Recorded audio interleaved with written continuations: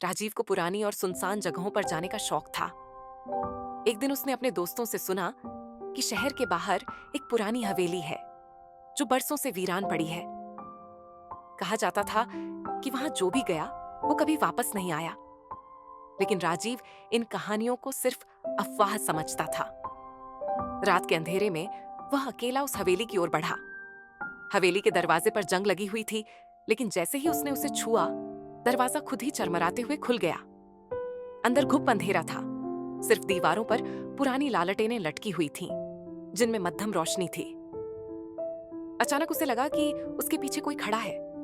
उसने पलटकर देखा, लेकिन वहां कोई नहीं था। उसके कदमों की आवाजें गूंज रही थीं, लेकिन वह अकेला था।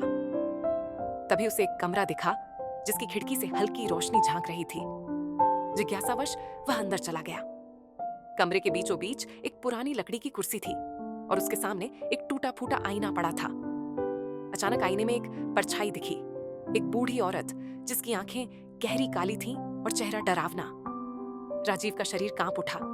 उसने भागने की कोशिश की, लेकिन दरवाजा अपने आप बंद हो चुका था। वह दरवाजे को जोर जोर से धक्का देने लगा, लेकिन कोई फायदा नहीं हुआ।